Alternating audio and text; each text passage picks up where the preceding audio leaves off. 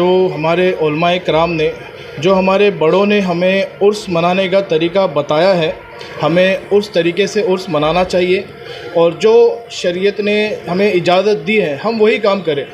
तो जिस तरह मतलब ये आजकल जो देखा जाए तो ये उर्फ़ आम हो गया है कि चाहे कोई उर्स का मौका हो या किसी के घर में शादी हो तो एक अजीब सी बीमारी लग गई है।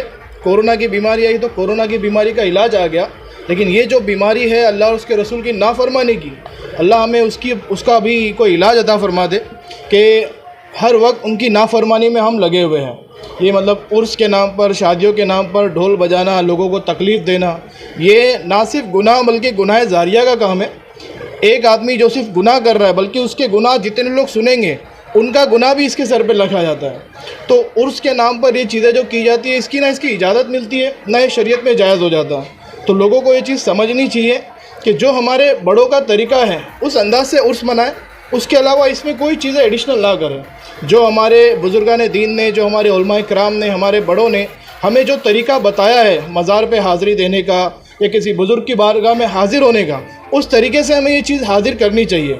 और ये जो नाफरमानी वाली चीज़ें हैं जो संदल के नाम पर पता नहीं ये कहाँ से राइज हो गई और किस तरह से की जा रही है, इसका मतलब हमारे उलमाए किराम हर मिंबर से हर हफ्ते और सारा साल इसके ऊपर कोशिश करते और आवाम को एक नेकी की दावत दी जाती है, समझाया जाता है कि ये चीज़ें ना करें, ये बिल्कुल दुरुस्त नहीं है। लेकिन ये हमारी वो कौम है जो मतलब किसी की सुनने को तैयार नहीं है और डंके की चोट पे एलानिया गुनाह करने और अल्लाह उसके रसूल की नाफरमानी करने पर उमड़ी हुई है। नुकसान क्या रहा है इससे? जो बुजुर्गान दीन के चाहने वाले हैं, इन चीज़ों से मैसेज क्या जा रहा है उन लोगों में जो इन चीज़ों से एतराज़ करते हैं, और नुकसान क्या है इससे सूफ़ीज़म को या कह लीजिए बुजुर्गान दीन का जो नाम है वो किस तरह से इसके नुकसान हो रहे हैं, वो कुछ बताइए।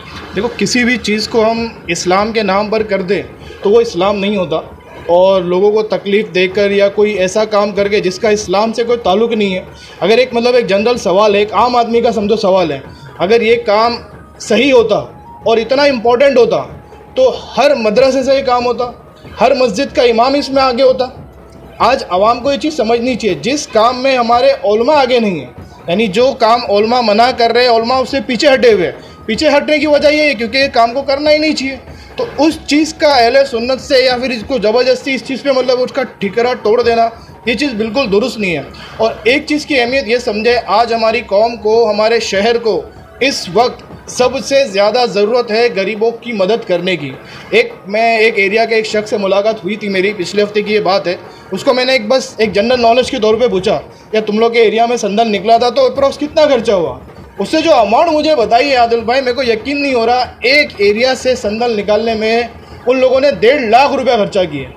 1.5 लाख रुपया उन लोगों ने खर्चा किए हैं। और इस हफ्ते की बात बता रहा हूँ, कई रिक्वेस्ट ऐसी है जो फ़ीस के लिए आ रही है, यानी जो एकेडमिक ईयर अभी शुरू होगा, ये 24 का साल चल रहा है, 24-25 का जो एकेडमिक ईयर शुरू होगा उस साल के बच्चों की फ़ीस के लिए फ़ोन आ रहा है। मैं एक कंसेप्ट है, आप सोचें कि आप किसी मोहल्ले में संदल इस तरह से निकाल रहे जो निकालने का तरीका दुरुस्त नहीं है और लाखों रुपया उसमें खर्चा कर रहे हैं, और उसी मोहल्ले में कोई एक गरीब है, कोई बेवा है जो परेशान है अपने बच्चों की फ़ीस के लिए, उसके शौहर के इलाज के लिए या उसकी सास के इलाज के लिए, उसके घर में कोई मरीज़ है जो परेशान है, और हम ये सारे काम छोड़ के वो काम कर रहे हैं कि जिसके अंदर पैसे की बर्बादी है, जिसका इस्लाम से कोई ताल्लुक़ नहीं। यानी कि उन बुज़ुर्गों के नाम पे उसी पैसे से मदद कर दी जाए तो शायद दुआएं भी सही तौर से मिले। बिल्कुल भाई, हम किसी भी बुज़ुर्ग से कोई फैज़ हासिल करेंगे तो किसी भी बुज़ुर्ग की निस्बत से फैज़ हासिल करने के लिए हम वो काम करते हैं जो करना चाहिए।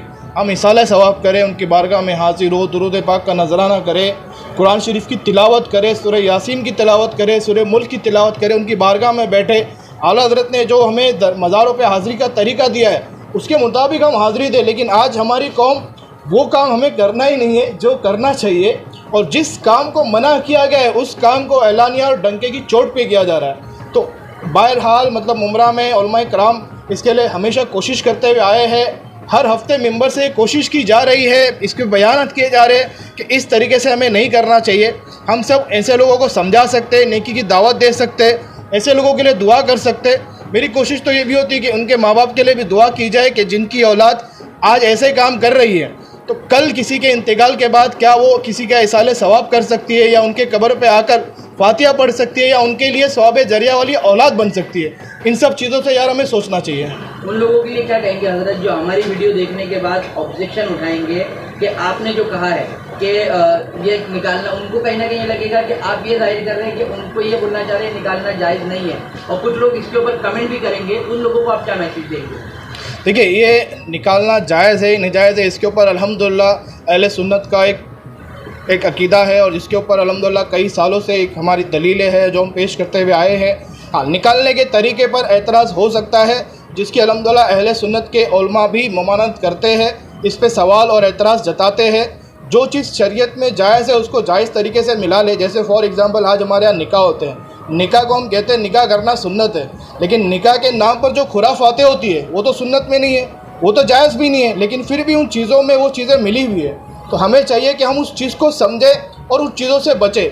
आज भी अगर कोई है जो इस तरह से उर्स मना रहा है, या अपने किसी बुजुर्गान दीन की निस्बत से किसी का चाहने वाला है, गरीब नवाज़ का चाहने वाला है, गौसे पाक का चाहने वाला है, निज़ामुद्दीन औलिया का चाहने वाला है, हाजी अली सरकार का चाहने वाला है, तो उनकी जब निस्बत की तारीख आए उसकी निस्बत से यार लोगों की मदद करें। आप एक बार अपनी ज़िंदगी में ये काम करके देखें, इंशाल्लाह आपको एक अजीब सा बोलते हैं ना, एक अजीब कैफियत इंशाल्लाह हासिल होगी, एक अजीम रूहानियत इंशाल्लाह इसकी बरकत मिलेंगी। जैसे आप गरीब नवाज़ के चाहने वाले, छठी शरीफ हम मनाते, अगर अल्लाह ने आपको दिया है तो गरीब नवाज़ सरकार की निस्बत से 600 घरों का आप राशन कर दीजिए। 600 नहीं कर सकते आप 60 कर दीजिए। चैनल को सब्सक्राइब, लाइक, कमेंट, शेयर करें और बेल आइकन दबाना ना भूलें।